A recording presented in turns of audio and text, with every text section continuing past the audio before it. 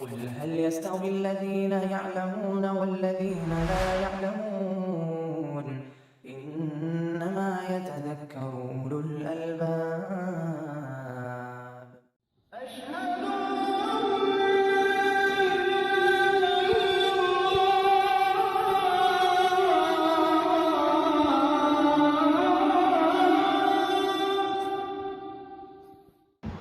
بسم اللہ والحمد للہ والصلاة والسلام علی رسول اللہ وعلی آلہ واصحابہ ومن اہتدی بہداہ اما بعد فعن انس رضی اللہ عنہ ان النبی صلی اللہ علیہ وسلم وابا بکر وعمر كانوا يفتتحون الصلاة بالحمد للہ رب العالمین متفق علیہ.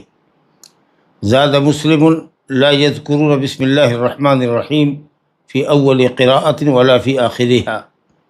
وفي رواية لأحمد والنسائي وابن خزيمة لا يجهرون ببسم الله الرحمن الرحيم. وفي أخرى لابن خزيمة كانوا يسرون. وعلى هذا يحمل النفي في رواية مسلم خلافا لمن أعلها. وعن نعيم المجمر رضي الله عنه قال صليت وراء أبي هريرة فقرأ بسم الله الرحمن الرحيم ثم قرأ بأم القرآن حتى إذا بلغ ولا الضالين قال آمين ويقول كلما سجد وإذا قام من الجلوس الله أكبر ثم يقول إذا سلم والذي نفسي بيده إني لأشبهكم صلاة برسول الله صلى الله عليه وسلم رواه النسائي وابن خزيمة. یہ حدیثیں جو آپ کے سامنے پڑھی گئی، بنیادی طور پر دو حدیث پڑھی گئی، صفت صلاۃ النبی کی حدیث نمبر 14 اور حدیث نمبر 15. لیکن پہلی حدیث کے اندر کئی طرق کا ذکر آیا ہے، کئی الفاظ کی زیادتی اور وضاحت آئی ہے. ان روایتوں کا تعلق سورہ فاتحہ یا سورت کے آغاز سے، اگر کوئی سورت شروع کی جائے سورہ فاتحہ کے بعد تو بسم اللہ الرحمن الرحیم کا مسئلہ ہے کہ بسملہ بسم اللہ الرحمن الرحیم کیا جہری پڑھیں گے یا سری پڑھیں گے. ہم پڑھ کے آ چکے ہیں دعائے سرا، دعائے استفتاح اور اس کے بعد تعوذ کی حدیث ہم پڑھ چکے ہیں. اعوذ باللہ من الشیطان الرجیم من حمزہ ونفخہ ونفثہ، اور پڑھا تھا کہ اعوذ باللہ کے اور بھی جو صیغے ہیں، اعوذ باللہ السمیع العلیم من الشیطان الرجیم یا اعوذ باللہ من الشیطان الرجیم، مختلف طریقے سے وارد ہے، اس لیے کوئی سا بھی تعوذ پڑھ لیا جائے ٹھیک ہے. بسم اللہ کی حدیث وہاں لے کر نہیں آئے تھے. سورہ فاتحہ کا ذکر آیا تھا، ہاتھ کہاں باندھا جائے، پیٹ پر کہ ناف پر کہ ناف کے نیچے کہ ناف کے اوپر کہ سینے پر، یہ حدیث ہم نے پڑھ لی. اب یہاں ذکر کر رہے ہیں قبل اس کے کہ دوسری طرف منتقل ہو، بسم اللہ کے مسئلے کا ذکر کیا ہے. بسم اللہ کے سلسلے میں ہمیں سمجھنا چاہیے کہ سورہ نمل میں جو بسم اللہ ہے، سورۃ النمل میں وَإِنَّهُ مِن سُلَيْمَانَ وَإِنَّهُ بسم اللہ الرحمن الرحیم، ملکہ سبا کو جو خط لکھا ہے حضرت سلیمان علیہ السلام نے، اس میں جو درمیانی آیت میں ہے وَإِنَّهُ مِن سُلَيْمَانَ وَإِنَّهُ بسم اللہ الرحمن الرحیم، تو بسم اللہ الرحمن الرحیم وہاں آیت کا جز ہے. اگر کوئی اس کی قرآنیت کا انکار کر دے تو وہ مرتد ہوگا. لیکن وہ بسملہ جو صورتوں کے آغاز میں ہے سورہ فاتحہ سے پہلے، یا اسی طریقے سے اور تمام صورتوں سے پہلے سوائے سورہ بڑا کے سورہ توبہ کے کل 113 صورتوں کے اندر بسم اللہ ہے آغاز کے اندر. ان مقامات پر جو بسملہ آیا ہے اس کے پڑھنے کا کیا حکم ہے، خاص کر کے سورہ فاتحہ میں. تو امام شافعی رحمۃ اللہ علیہ اور ان کے اصحاب کا جو مذہب ہے وہ یہ کہ بسم اللہ سورہ فاتحہ کا جز ہے، اور ایک قول یہ ہے کہ تمام صورتوں کا جز ہے. لیکن جو راجح قول ہے ان کے یہاں کے سورہ فاتحہ کا جز ہے. اب کچھ لوگ اس میں یہ کہتے ہیں کہ پوری ایک آیت ہے بسم اللہ الرحمن الرحیم، یا کچھ لوگوں نے کہا کہ بسم اللہ الرحمن الرحیم الحمد للہ رب العالمین، یہ دونوں ملا کر کے ایک آیت ہے. اگر بسم اللہ پہلی آیت کی حیثیت سے شمار کی جائے شوافی کے نزدیک تو 7ویں آیت صراط الذین انعمت علیہم غیر المغضوب علیہم ولا الضالین، یہ پوری جو آیت ہے یہ ایک 7ویں آیت ہوگی۔ اور جو لوگ بسم اللہ کو سورہ فاتحہ کا جز نہیں مانتے وہ کہتے ہیں کہ اہدنا الصراط المستقیم 5ویں آیت، 6ٹھی آیت صراط الذین انعمت علیہم، اور 7ویں آیت غیر المغضوب علیہم ولا الضالین۔ بہرحال شوافی نے کہا کہ یہ سورہ فاتحہ کا جز ہے، اور جز کا مطلب یہ ہوا کہ اگر کوئی بسم اللہ الرحمن الرحیم نماز میں سورہ فاتحہ کے ساتھ نہ پڑھے، جہری نماز میں جہری یا سری نماز میں سری، تو اس کی فاتحہ نہیں ہوگی، اور فاتحہ نہیں ہوگی تو نماز نہیں ہوگی، کیونکہ اس نے آیت کریمہ یا سورہ فاتحہ کے جز کو چھوڑ دیا۔ یہ اختلاف سورہ فاتحہ میں قوی ہے ان کے ہاں، اور صورتوں میں نہ پڑھے تو اتنا بڑا مسئلہ نہیں ہے، لیکن سورہ فاتحہ میں اگر بسم اللہ نہیں پڑھتے ہیں تو شوافی کے نزدیک نماز نہیں ہوگی۔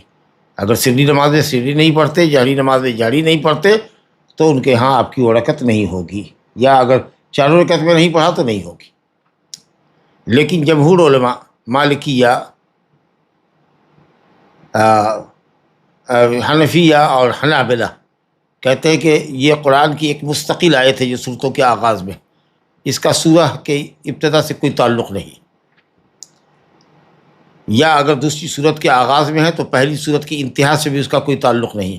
وہ ایک مستقل آیت ہے قرآن مجید کی جو فصل کے لیے لائی گئی ہے کہ ایک سورت ختم ہوئی یا ایک سورت شروع ہو رہی ہے اور دوسری سورت ختم ہو رہی ہے، یہ دوسری سورت سے کے آغاز میں ہے، اس کا مطلب کہ پہلی سورت ختم ہوئی، یعنی سورت کے آغاز میں ہو تو سورت شروع ہو رہی ہے، اور ایک سورت کے بعد دوسری سورت کے آغاز میں ہو تو گویا کہ دوسری سورت شروع ہو رہی ہے اور پہلی سورت ختم ہوئی۔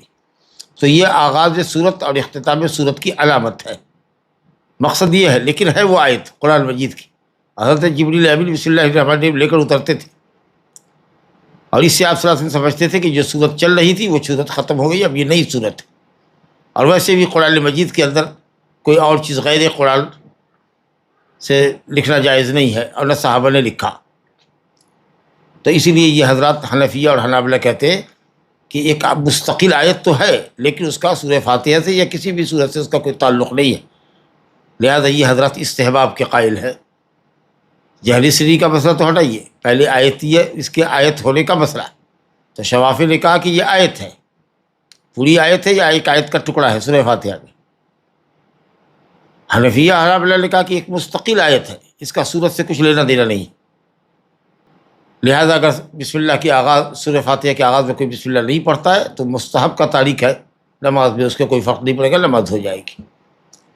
اور مالکیہ کہتے ہیں کہ وہ تو بسم اللہ الرحمن الرحیم کے بارے میں کہتے ہیں کہ قرآن کی آیت ہی نہیں ہے، وہ تو صرف تبرک کے لیے فصل کے لیے لایا گیا ہے، وہ قرآن نہیں ہے۔ لیکن جیسا کہ میں نے عرض کیا کہ حضرت جبریل امین لے کر اترا کرتے تھے، اور یہ ہے کہ صاحب قرآن مجید کے اندر صورتوں کے درمیان ایک صورت ختم ہو رہی ہے اور دوسری صورت شروع ہو رہی ہے، اس کے بیچ میں بسم اللہ الرحمن الرحیم کا لکھا جانا، اور اسی رسم الخط میں جس میں قرآن لکھا جاتا ہے، یہ اس کی قرآنیت کی دلیل ہے۔ تو راجح قول حنفیہ اور حنابلہ کا ہے کہ بسم اللہ الرحمن الرحیم ایک مستقل آیت ہے، البتہ اس کا سورت سے کوئی لینا دینا نہیں، اور یہ قول راجح قول ہے، اور یہ اوسط الاقوال ہے۔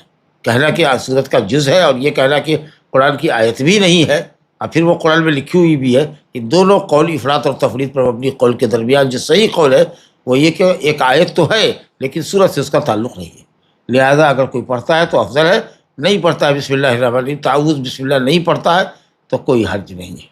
لیکن بسم اللہ کے مقابلے میں تعوذ کی اہمیت زیادہ ہے، جیسا کہ ہم پڑھ چکے ہیں کہ ظاہری علماء کہتے ہیں کہ واجب ہے، وَإِذَا قَرَأْتَ الْقُرْآنَ فَإِذَا قَرَأْتَ الْقُرْآنَ فَاسْتَعِذْ بِاللَّهِ، امر کا صیغہ، جب قرآن پڑھو قرأت کرو تو اعوذ باللہ پڑھو۔ تو یہ تو قرآن ہونے کے تعلق سے ہو گیا۔ اب مسئلہ جہری اور سری کا ہے کہ جہری نماز میں جہر پڑھیں گے کہ سری پڑھیں گے، اس میں اختلاف ہے۔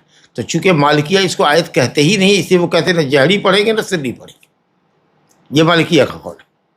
اور شوافی کے نزدیک جہری میں جہر پڑھیں گے، سری میں سری پڑھیں گے۔ دلیل آ رہی ہے نعیم المجبر والی روایت جو ہم نے پڑھی ہے، حدیث نمبر 15 صفات صلاۃ النبی میں نعیم المجبر کی روایت ہے جو شافعیہ کی دلیل ہے، اور جمہور کی دلیل یعنی حنفیہ اور حنابلہ کی دلیل اور جمہور صحابہ و تابعین کی دلیل، خلفائے راشدین کا عمل یہ ہے کہ وہ سورہ فاتحہ سے پہلے بسم اللہ پڑھتے تھے لیکن جہری قرأت نہیں کرتے تھے۔ تو جہری ہو نماز یا سری ہو، بسم اللہ کا سری پڑھنا ہی مستحب ہے، جہری میں بھی جہر نہیں پڑھیں گے۔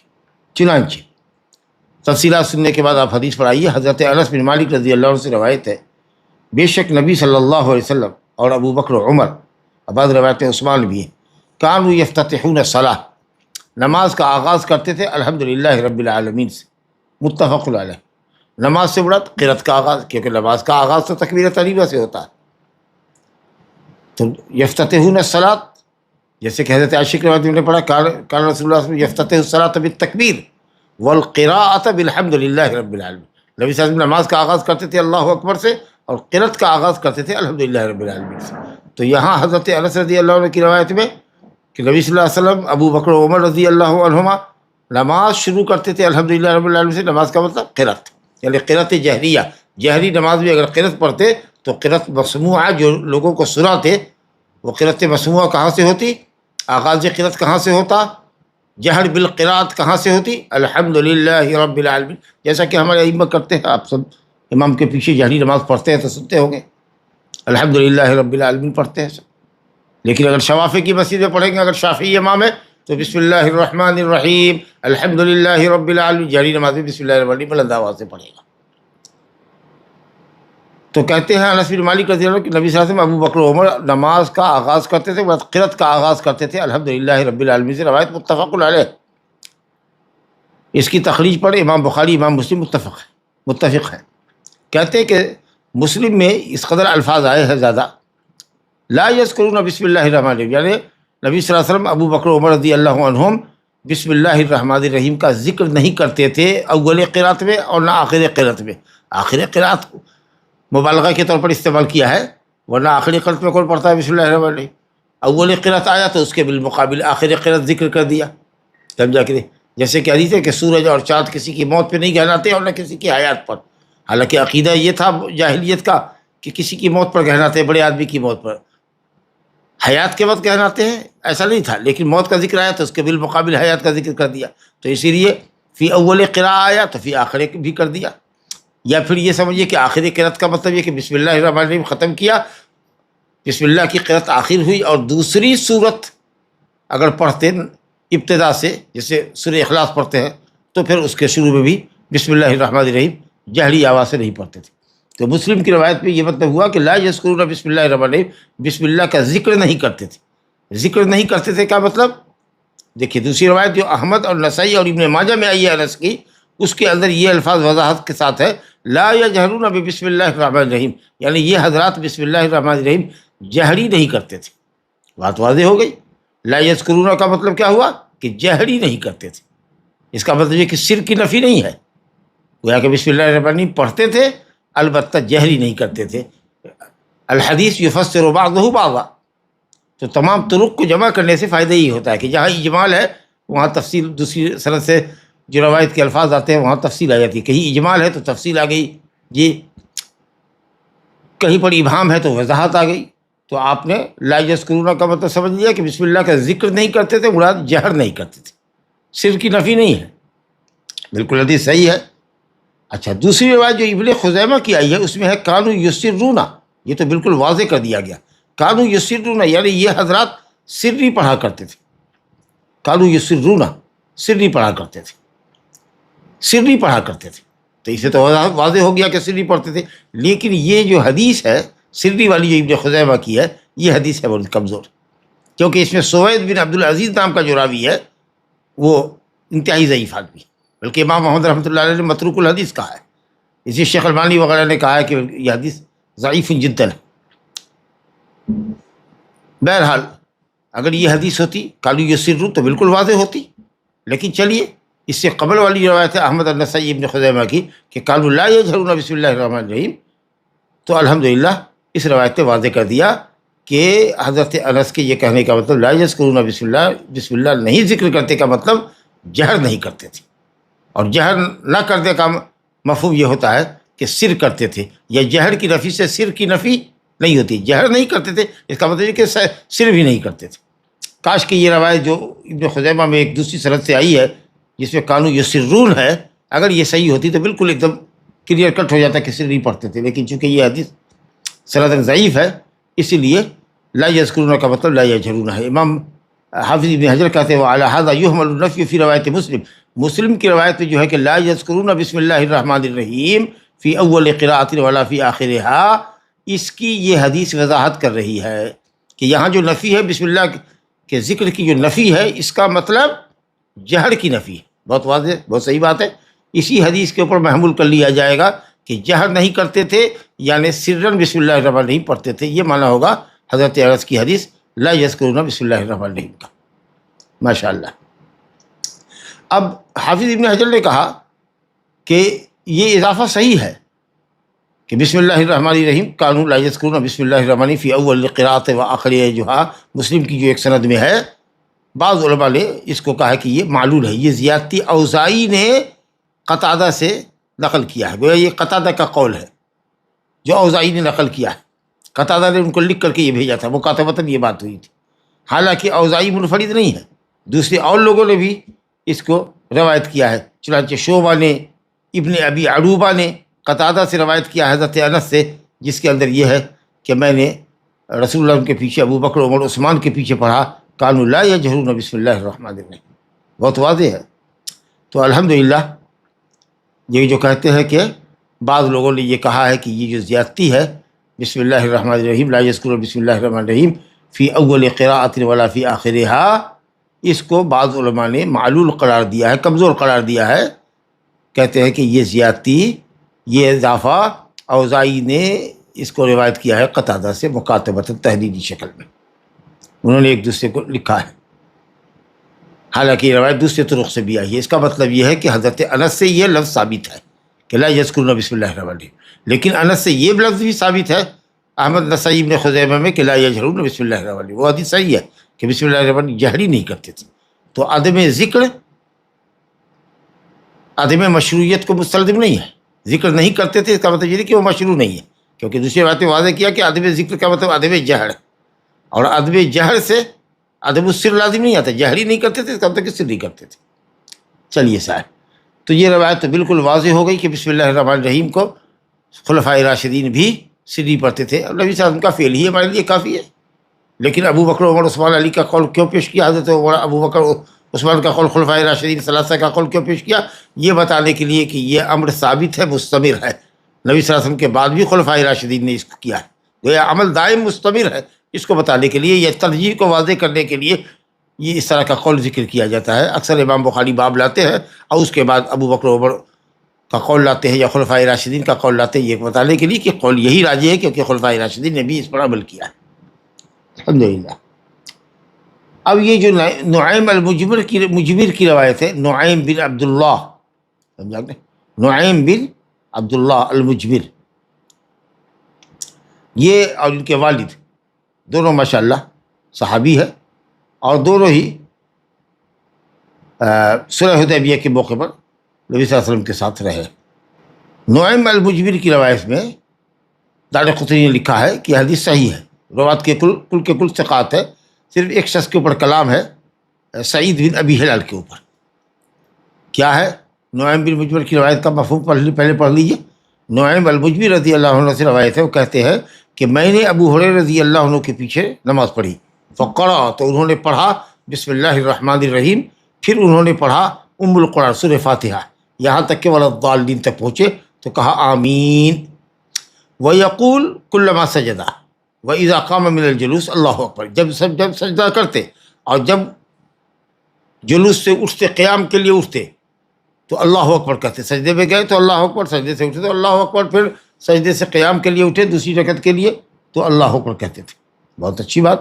اور جب سلام انہوں نے پھیر لیا تب وہ کہتے تھے حضرت ابو ہریرہ نماز پڑھانے کے بعد کہ قسم اللہ کی جس کے ہاتھ میں میری جان ہے، میں تم سب سے زیادہ نبی صلی اللہ علیہ وسلم کی نماز کے مشابہ نماز پڑھتا ہوں.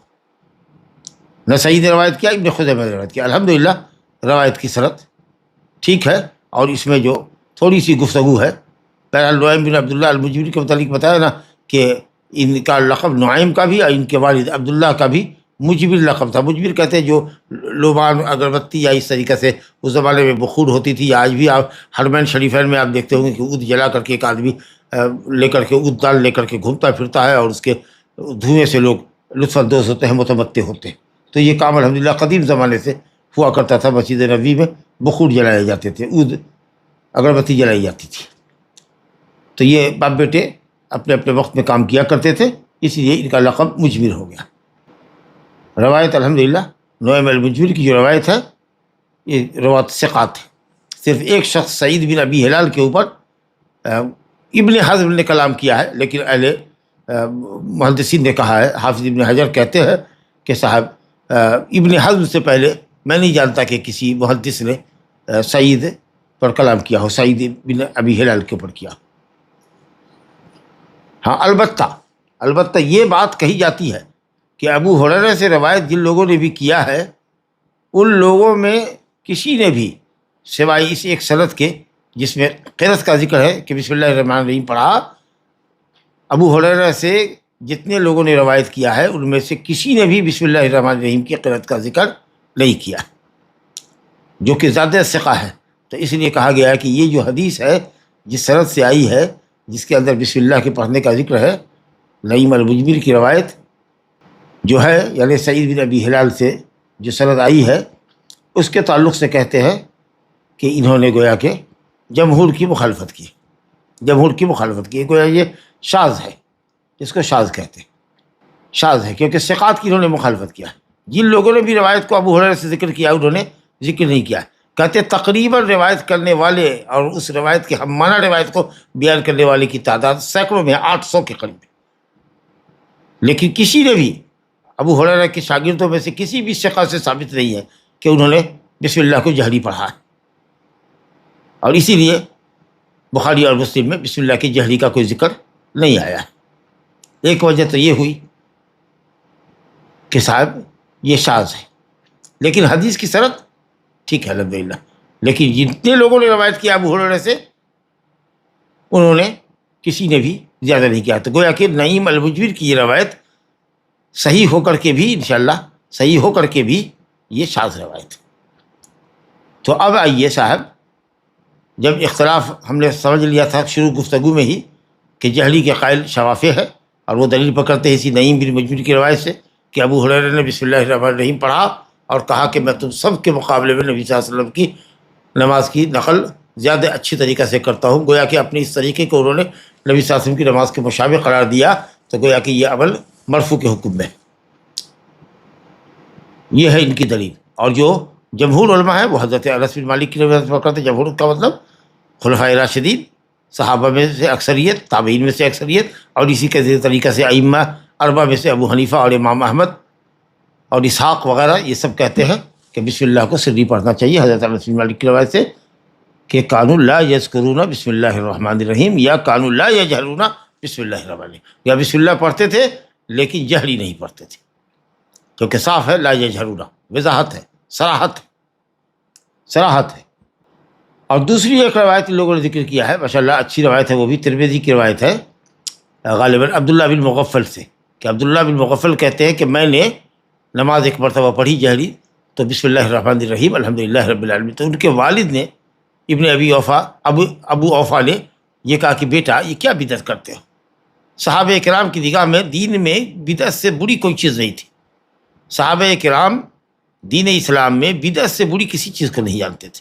بیٹا میں نے صحابہ کرام کے پیچھے نماز پڑھی ہے، ابو بکر عمر کے پیچھے نماز پڑھی ہے، یہ لوگ تو بسم اللہ الرحمن الرحیم نہیں پڑھتے تھے، یعنی جہری نہیں پڑھتے تھے، تو نے یہاں یہ بدعت کہاں سے پیدا کر لی؟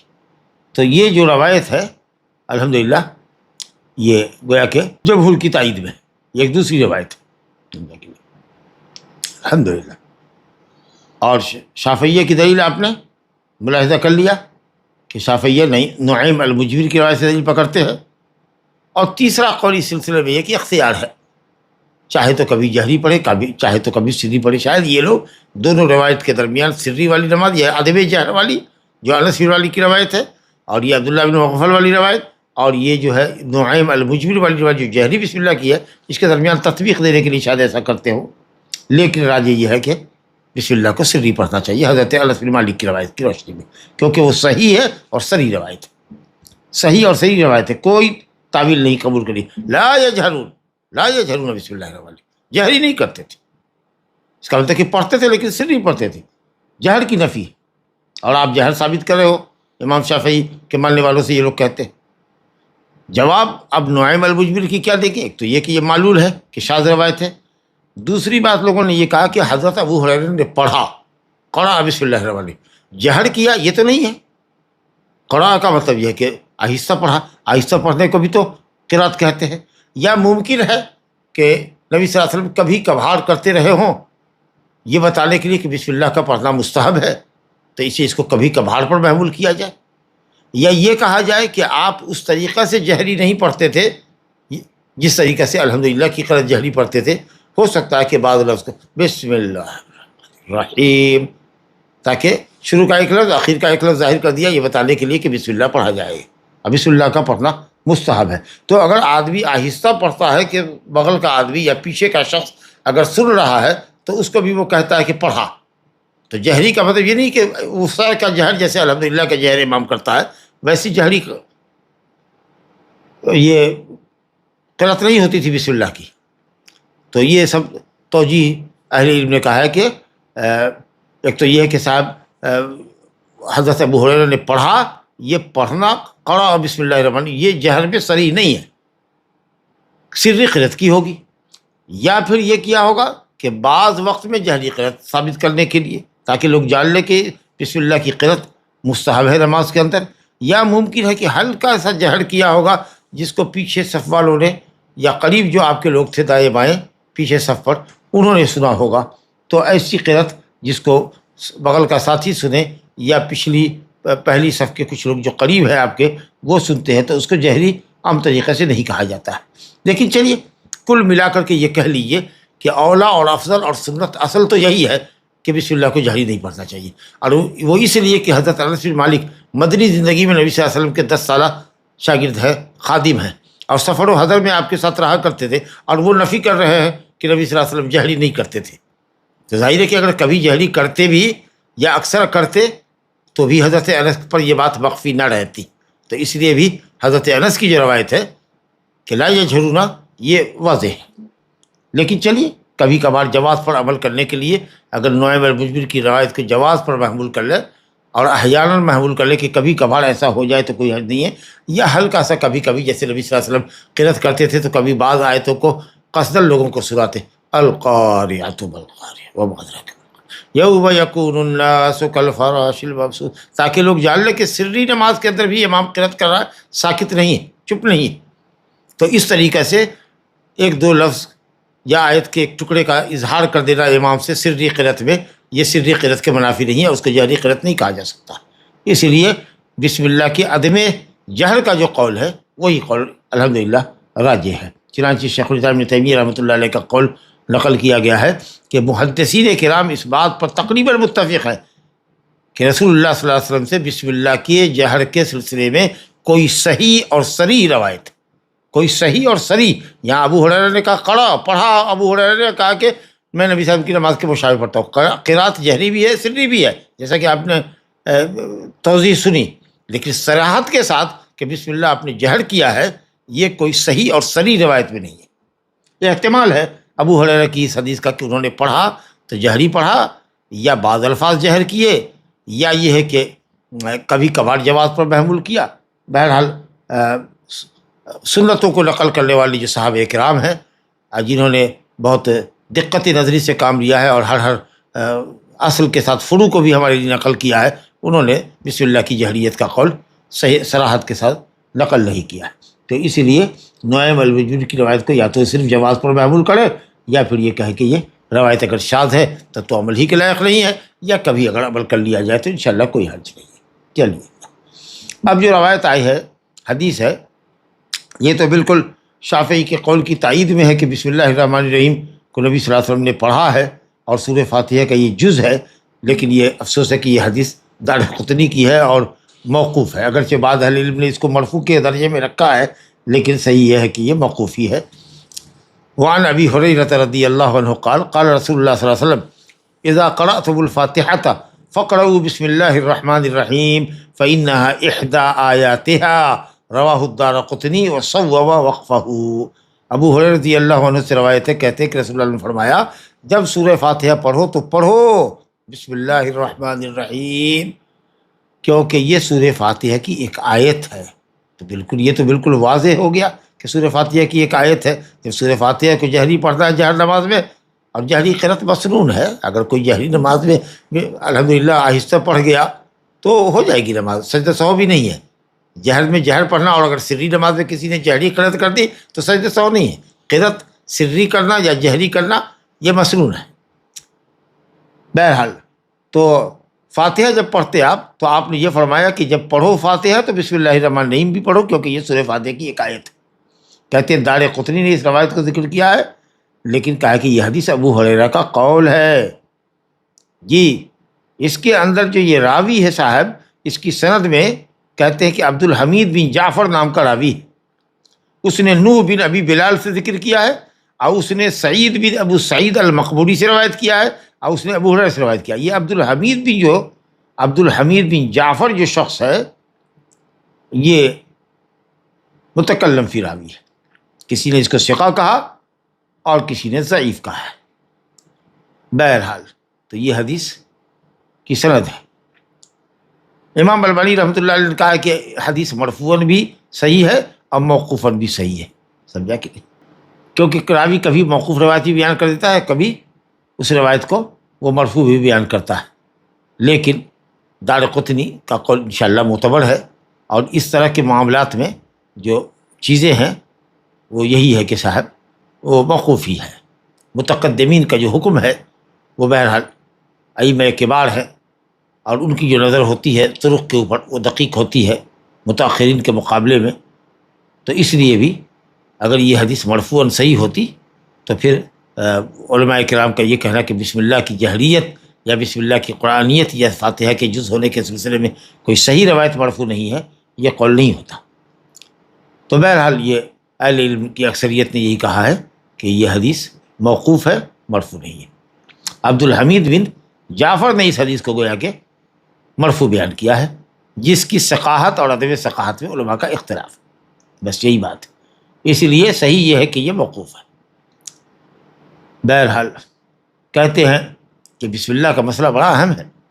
بھائی مانا کہ اگر بسم اللہ کو سورہ فاتحہ کی آیت کا جز مانا جائے تو جیسا کہ آپ پہلے بھی سن چکے گفتگو کے آغاز میں کہ اس کے بغیر سورہ فاتحہ نہیں ہوگی، لیکن جو راجح قول ہے اہل علم کا وہ یہی ہے کہ صاحب یہ ایک مستقل آیت ہے، سورہ فاتحہ کا جز نہیں۔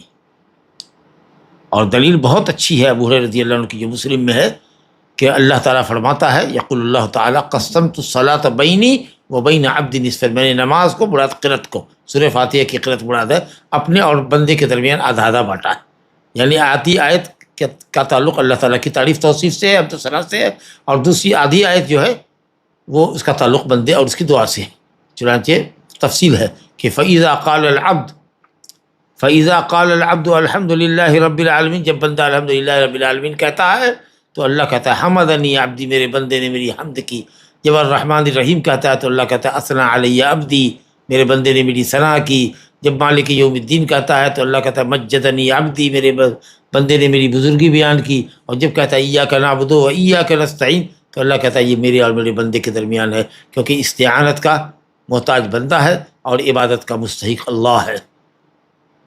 ہر چیز میں عبادت سے لے کر دنیا کے تمام معاملات میں بندہ اللہ تعالیٰ کی مدد کا محتاج ہے، تو اللہ کا کام مدد کرنا ہے، اور بندہ محتاج ہے، وہ مدد کا محتاج ہے۔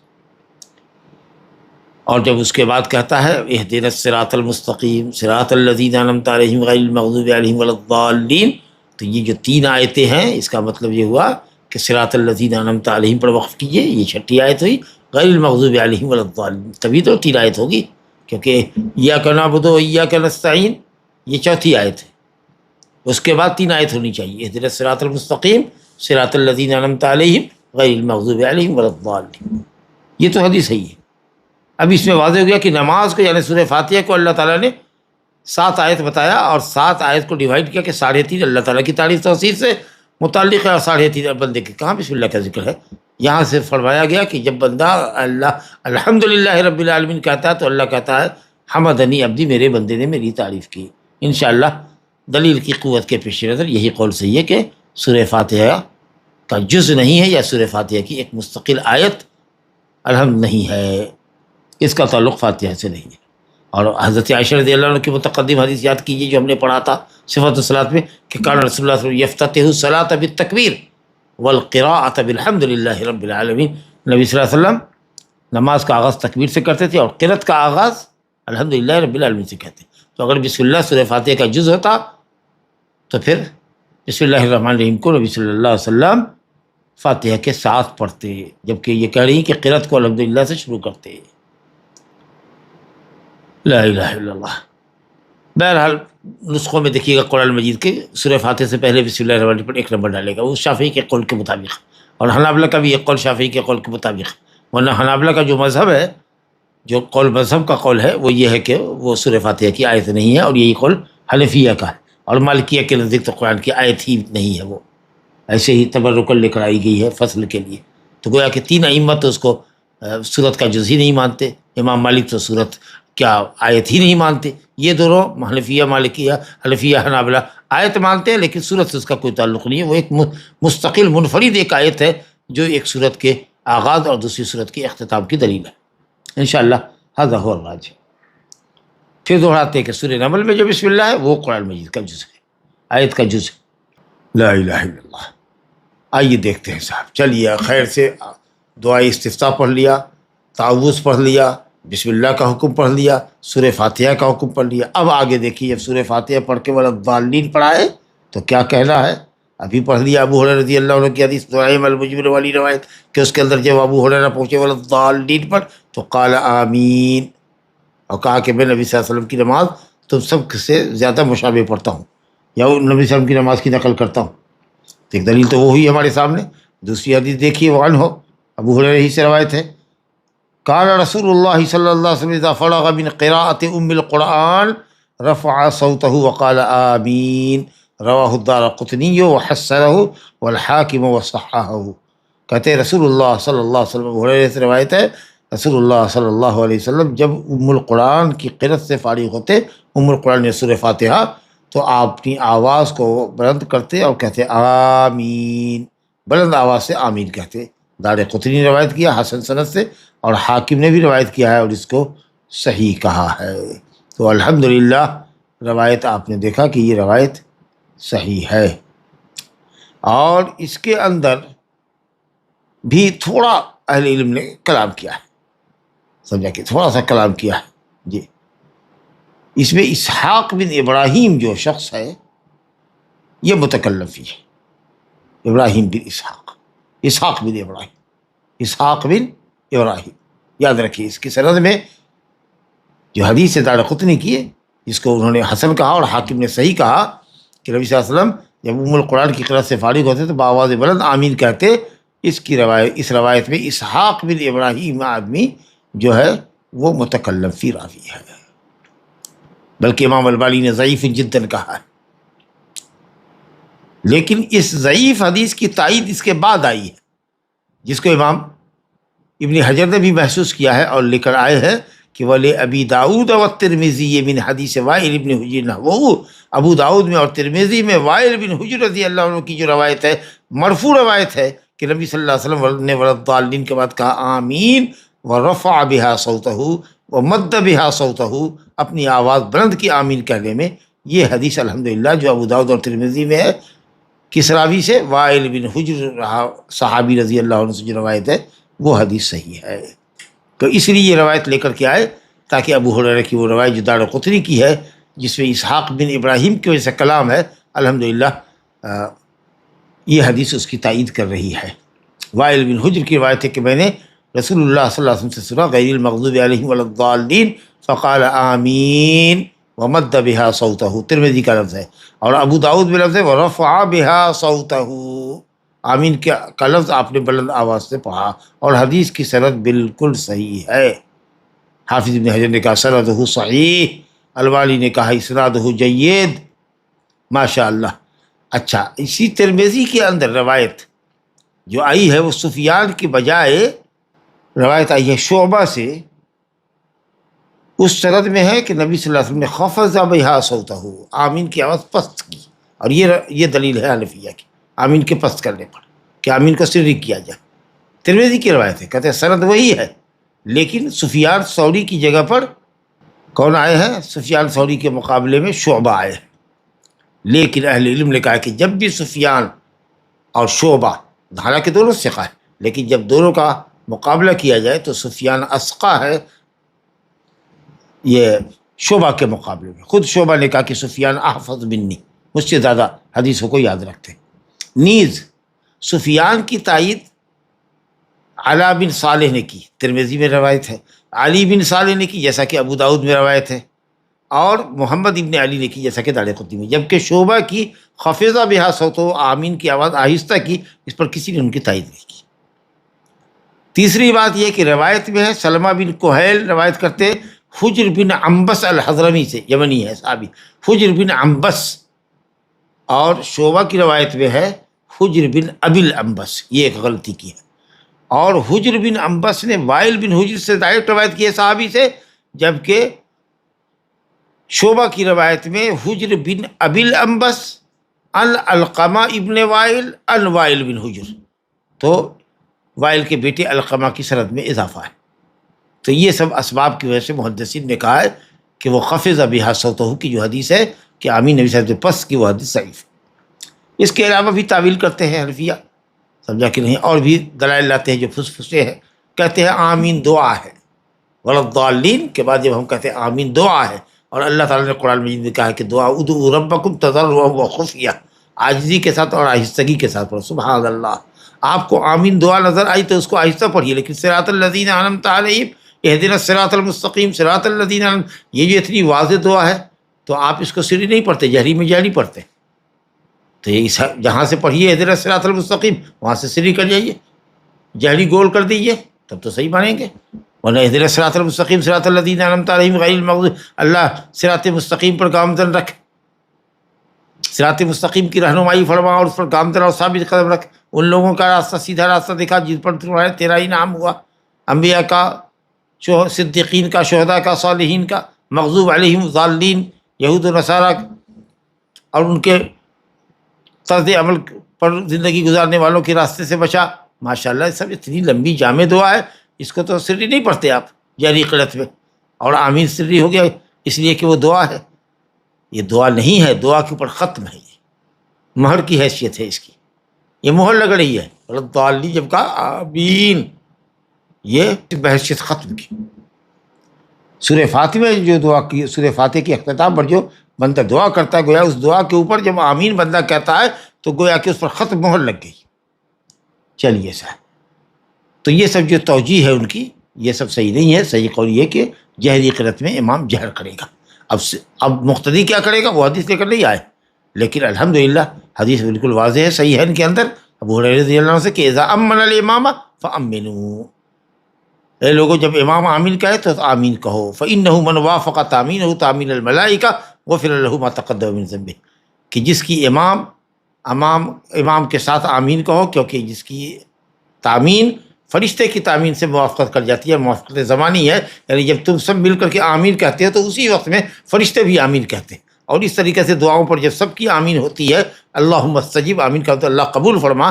یہ اسم فعل ہے، اسم ہے لیکن فعل امر کے معنی میں ہے، اللہم استجب اللہ قبول فرما، تو گویا کہ مہر لگ جاتی ہے. تو اذا امن فامنوا، یا اذا قال الامام ولا الضالین فقولوا آمین، جب امام ولا الضالین کہے تو اے لوگوں تو آمین کہو. لیکن کب آمین کہو؟ جب اذا امن فامنوا، جب امام آمین کہے تو آمین کہو. اچھا، فا کو کچھ لوگ کہہ سکتے ہیں آپ کو کہ تعقیب کے لیے، امام آمین کہہ دے تب مقتدی کو کہنا چاہیے. فا تعقیب کے لیے تھا، امام کے آمین کے بعد کہو. لیکن کہیے گا نہیں، آخری جملہ واضح کر رہا ہے کہ یہاں پر تعقیب نہیں بلکہ موافقت اور مرافقت مراد ہے، ساتھ بولو، کیونکہ فإنه من وافق تامینہ، موافقت ہونی چاہیے ہماری امام کے ساتھ موافقت. جیسے ہی والضالین کہہ کر کے امام آمین، جیسے ہی آمین کہنا شروع کرے تو اس کے ساتھ ساتھ کرو، اس سے پہلے مت کرو اور اس کی فراغت کا انتظار مت کرو، بلکہ ساتھ ساتھ کہو، تاکہ سب کی آمین جب ایک ساتھ اوپر اٹھے گی تو دعا قبول ہوگی. الحمدللہ. تو صاحب چلیے، یہ آمین کی بات بھی ہو گئی. اب یہ ایک بس حدیث ہے جو ہم نے پہلے بھی پڑھی تھی الحمدللہ، مسیح صلاۃ کے حدیث جو پہلی اس باب کے اندر ہم نے پڑھی تھی، اس میں بھی یہ مسئلہ آیا تھا کہ اگر کوئی شخص امی ہے، ان پڑھ ہے، یا اعجمی ہے، غیر عربی ہے، اور سورہ فاتحہ یا قرآن کی کوئی بھی آیت اس کی زبان پہ چڑھتی ہی نہیں ہے، لاکھ کوشش کر لو پڑھ ہی نہیں پاتا، تو ایسا امی اور جاہل آدمی یا ایک ایسا شخص ہے جو ابھی مسلمان ہوا ہے. مثال کے طور پر ہمارے یہاں اگر 12:30 بجے ظہر کی نماز کا وقت ہو رہا ہے تو 12 بجے وہ مسلمان ہو رہا ہے. اب اتنا وقت نہیں ہے کہ اتنی جلدی وہ سورہ فاتحہ سیکھ پائے گا. یا نماز کی تحیات درود وغیرہ سیکھ پائے گا، اس کو اذکار سکھا دیجیے، ہر جگہ وہ اذکار ہی کرے گا، پھر وہ سیکھے گا جتنی جلد ہو سکے۔ تو ایسا آدمی کیا پڑھے؟ یہ حدیث آپ کے سامنے ہے اور الحمدللہ صحیح روایت ہے۔ عبداللہ بن ابی اوفا، عبداللہ بن ابی اوفا جس کا بھی ذکر آیا کہ انہوں نے بیٹے کو، ابن ابی اوفا نے اپنے بیٹے سے کہا تھا کیا بیٹا، کیا یہ تم بسم اللہ الرحمن الرحیم بلند آواز سے کر کے ایک نئی بدعت پیدا کر رہے ہو، یا تم نے بدعت کا کام کیا جس کا ابھی آپ نے ذکر سنا؟ تو عبداللہ ابن ابی اوفا، ابو اوفا کنیت ہے، نام تھا ان کا علقمہ، عبداللہ بن علقمہ ابن قیس الاسلمی، یہ اور ان کے والد دونوں ماشاءاللہ بیعت رضوان میں رہے۔ اور یہی عبداللہ بن اوفا کہتے ہیں کہ جب نبی صلی اللہ علیہ وسلم کے پاس کوئی زکوٰۃ لے کے آتا تو آپ دعا کرتے اللہم صلی علی آل ابی فلاں، اللہ اس آدمی کے مال میں برکت عطا فرما، اللہ کا صلاۃ بندے کے اوپر کہ اللہ تعالیٰ اس کی تعریف کرے، جی اس کی مال میں برکت عطا فرمائے۔ تو جب میرے والد لے کے آئے، عبداللہ بن اوفا کہتے ہیں کہ جب میرے والد لے کر کے آئے تو نبی کریم صلی اللہ علیہ وسلم نے دعا فرمائی اللہم صلی علی آل ابی اوفا، آل کے اندر خود آدمی پہلے داخل ہوتا ہے، تو اللہ ابو اوفا پر اور ان کے بال بچوں پر صلاۃ بھیج۔ بہرحال تو یہ عبداللہ بن ابی اوفا کہتے ہیں جاء رجل الی النبی صلی اللہ علیہ وسلم، ایک شخص آیا نبی صلی اللہ علیہ وسلم کی خدمت اور اس نے کہا انی لا استطیع ان آخذ من القرآن شیئا، میں اس کی طاقت نہیں رکھتا کہ میں قرآن سے کچھ سیکھوں، میں قرآن پڑھنے کی طاقت نہیں رکھتا، مجھے قرآن پڑھنا آتا نہیں ہے، تو آپ مجھے کچھ ایسی چیز سکھلا دیجیے جو قرآن کی جگہ پر کافی ہو، سورہ فاتحہ کی جگہ پر کافی ہو۔ تو آپ نے فرمایا سبحان اللہ والحمد للہ ولا الہ الا اللہ واللہ اکبر ولا حول ولا قوۃ الا باللہ العلی العظیم، یہ کلمات کو سبحان اللہ والحمد للہ ولا الہ الا اللہ واللہ اکبر ولا حول ولا قوۃ الا باللہ العظیم۔ ظاہر ہے کہ ایک مرتبہ تکرار کا تو ذکر نہیں، ایک مرتبہ بھی کر دے کا تو ہو جائے گا، لیکن جب تک امام کھڑا ہوا ہے تو کیوں چپ رہے گا؟ نماز میں چپ تو رہنا نہیں ہے، کچھ تو کچھ پڑھتے ہی رہنا، تو اس لیے پڑھتے رہو، دہراتے رہو، لیکن اگر ایک مرتبہ بھی پڑھ دے گا تو الحمدللہ، کیونکہ تکرار کا ذکر نہیں۔ اس حدیث کی روایت امام احمد نے کی، ابو داؤد نے کی، نسائی نے کی، ابن حبان نے اور دارقطنی نے، حاکم نے صحیح کہا۔ اچھا، روایت جو آئی ہے نسائی کے علاوہ مقام میں، اس کے اندر یہ ہے کہ یہ آدمی جو دیہاتی تھا، جو کہ قرآن نہیں پڑھنا جانتا تھا یا قرآن سیکھنے کی صلاحیت نہیں تھی، اس نے مانا تو سمجھتا ہی تھا الفاظ کا، تو کہا یا رسول اللہ یہ سارے کلمات تو اللہ تعالیٰ کی تعریف اور توصیف کے ہیں، ہمارے لیے کیا ہوا؟ ہم نے تو کچھ مانگا ہی نہیں اللہ تعالیٰ سے۔ اللہ، تو آپ نے کہا کہ کہو اللہم ارحمنی وارزقنی وعافنی واہدنی، اللہم ارحمنی، اللہم ارحمنی وارزقنی وعافنی واہدنی، جو ہم دو سجدے کے درمیان پڑھتے ہیں نا، چنانچہ اس نے اس طرح سے ہاتھ اٹھا کر کے یہ کلمات پڑھے۔ آپ صلی اللہ علیہ وسلم نے فرمایا کہ اس نے اپنے ہاتھ کو خیر و بھلائی سے بھر لیا، فقط اما ھذا فقد ملأ یدہ من الخیر، یہ جو الفاظ کی اضافہ ہے یہ اور جگہ ہے، ابو داؤد میں ہے اور آپ سے کہے دارقطنی، حاکم وغیرہ میں ہے، لیکن نسائی میں نہیں ہے۔ صاحب چلیے، کہتے ہیں کہ اس کی سند میں ابراہیم سکسکی، اس حدیث کی سند میں ابراہیم سکسکی ہے جو متکلم فی راوی، لیکن امام بخاری رحمۃ اللہ علیہ نے ابراہیم سکسکی سے تفسیر کے باب میں، کتاب التفسیر میں اور کتاب الرقاق میں حدیث ذکر کیا ہے۔ اس کا مطلب یہ کہ یہ ایسا متکلم فی نہیں ہے کہ جس کی حدیث چھوڑی جائے، اس لیے انشاءاللہ تعالیٰ یہ صالح الحدیث ہے اور اس بنیاد پر یہ حدیث ہماری حسن درجے کی ہے الحمدللہ۔ جبکہ عون المعبود کے مؤلف علامہ شمس الحق عظیم آبادی رحمۃ اللہ علیہ نے ابو داؤد کی جو شرح لکھی ہے عون المعبود، اس کے اندر صحیح کہا ہے، اور علامہ البانی وغیرہ نے بھی اس حدیث کو حسن کہا ہے۔ تو خلاصہ یہ ہوا کہ اگر کوئی شخص سورہ فاتحہ کی قرأت سے عاجز ہو تو قرآن مجید کی کوئی اور صورت یاد ہو تو چلو ذکر کے مقابلے میں قرآن پڑھنا افضل ہے، کہ وہ افضل الذکر ہے، فقرأ ما تیسر معک من القرآن پر عمل کر لے، سورہ فاتحہ پڑھے، اگر جس کو سورہ فاتحہ یاد ہے اس کے لیے سورہ فاتحہ ہی پڑھنا متعین ہے، کیونکہ یہ رکن نماز ہے، اس کے بغیر نماز نہیں ہے۔ اگر سورہ فاتحہ نہیں پڑھ سکتا لیکن کوئی دوسری صورت اس کو یاد ہے، قل هو اللہ احد اللہ الصمد لم یلد ولم یولد ولم یکن لہ، یا اس میں کی 2 آیت یاد ہے، چلو بھائی وہی پڑھ لو، فقرأ ما تیسر معک من القرآن۔ چلو اگر وہ بھی نہیں ہے، کچھ قرآن سے یاد نہیں ہے، تو پھر آخر میں سبحان اللہ الحمد للہ لا الہ الا اللہ واللہ اکبر، یہ اذکار جو حدیث کے اندر آئے ہیں۔ تو معلوم یہ ہوا کہ عاجز شخص جو پڑھ نہیں سکتا یا ایسا شخص جو ابھی مسلمان ہوا ہے، سیکھنے کا وقت نہیں ہے اور نماز کا وقت آ گیا، یا کوئی معلم اس کے پاس نہیں ہے اس کو سکھانے والا، تو جب تک یہ سب اعذار باقی ہے اس طرح کے اوراد وظائف اگر پڑھ لیتا ہے تو کوئی حرج نہیں. ھذا وباللہ التوفیق وصلی اللہ وسلم وبارک علی نبینا محمد وعلی آلہ واصحابہ اجمعین. والدرس جار، ابھی درس اس باب کے اندر انشاءاللہ 2 درس کتاب صفت الصلاۃ کے اندر ابھی انشاءاللہ ہمارا باقی ہے. اسی پر ہم اکتفا کرتے ہیں اور انشاءاللہ تعالی درس کو ختم کرتے ہیں.